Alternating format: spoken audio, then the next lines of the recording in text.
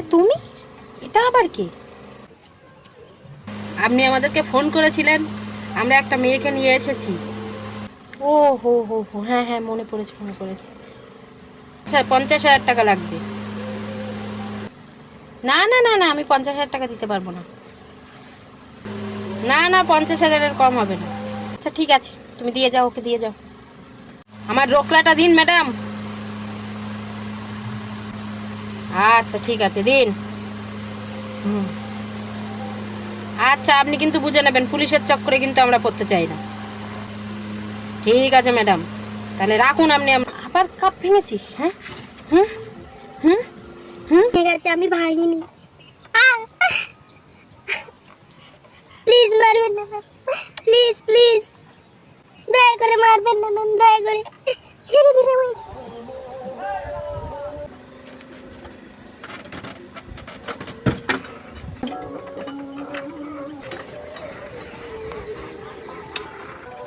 ও মা, রূপা তুই? আয় আয় আয় আয়, ভেতরে আয়। কি রে রূপা, এতদিন পর এলি? ভালো আছিস তো? সব ঠিক? হ্যাঁ রে, এখন অনেক নানা কাজে ব্যস্ত থাকি তো, ওই জন্য সময় হয়ে ওঠে না।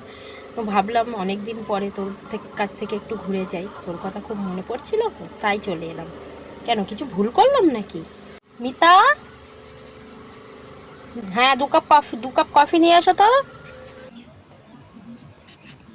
ম্যাডাম, আপনাদের কফি। হ্যাঁ রে, এই মেয়েটা কে? ও, ও আমার দুঃসম্পর্কের এক আত্মীয়ার মেয়ে। তো ওর বাবা মা সব একটা কার অ্যাক্সিডেন্টে মারা গেছে। তো আমার কাছেই থাকে, টুকটাক বাড়ির কাজ করে ও নিজে থেকে, আমি কিছু করতে দিই না।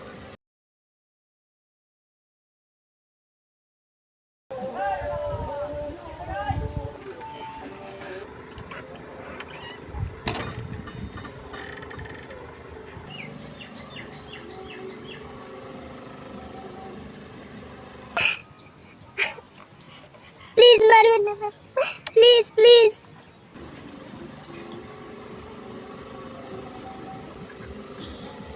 কে?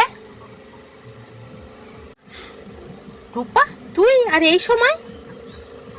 আরে, তোর সাথে পুলিশ কেন? ছি গৌরী, ছি।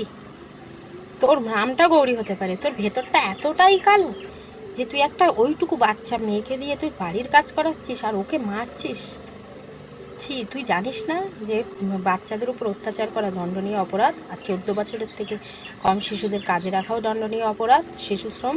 তুই একটা বাচ্চাকে দিয়ে কাজ করাচ্ছিস। ছি ছি, তোর মতো বন্ধু থাকার থেকে না থাকাই ভালো। না না রূপা, না, তুই তুই তুই ভুল ভাবছিস। তুই দেখ, আমার কথাটা একবার শোন। তুই ভুল ভাবছিস, আমি ওকে মারছিলাম না। তুই ভুল ভাবছিস রূপা। চুপ, একদম কোনো কথা বলবি না। ইন্সপেক্টর, নিয়ে যাও আমার সামনে থেকে।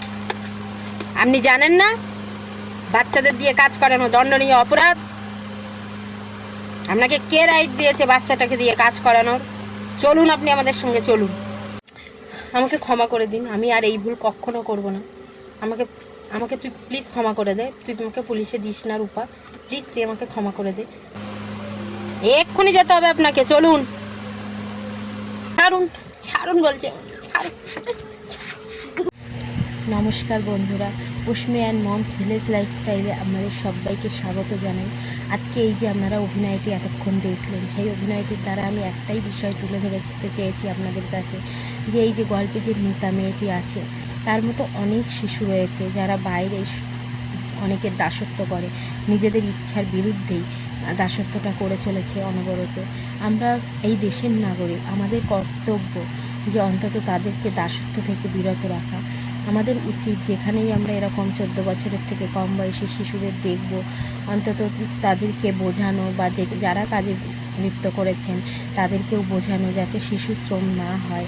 আজকে এই শ্রমিক দিবসে আমার একান্তভাবে অনুরোধ, আপনারা যেখানেই দেখবেন শিশুদের কাজ করতে, অন্তত তাদেরকে বোঝান, তাদেরকে পাঠরত করার ব্যবস্থা করুন, আর আপনারা প্রতিবাদ করুন। তাহলে দেখবেন আমাদের দেশে অন্যায় অনেকটাই কমে যাবে।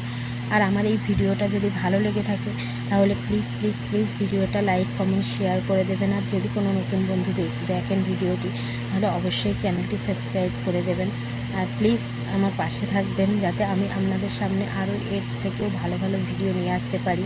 হয়তো ভিডিওটা আপনাদের খুব একটা ভালো লাগবে না, তবুও চেষ্টা করেছি যতটা আমার সামর্থ্য দিয়েই চেষ্টা করেছি যে ভিডিওটা আপনাদের সামনে উপস্থাপনা করার জন্য। তো প্লিজ বন্ধুরা, আজকে ভিডিওটা এখানেই শেষ করছি। তো আপনারা খেয়াল রাখবেন মিতার মতো পরিস্থিতিতে যেন কোনো মেয়েরাই না পড়ে।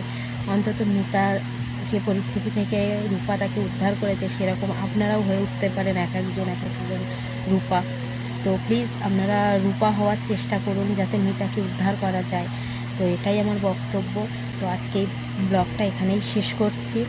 তো আপনাদের শ্রম দিবসের অনেক অনেক শুভেচ্ছা সবাইকে। আপনারা ভালো থাকবেন, সুস্থ থাকবেন, আর প্লিজ আমার চ্যানেলটা সাবস্ক্রাইব করে দেবেন। ভিডিওটা এই পর্যন্তই থাক। তো নমস্কার।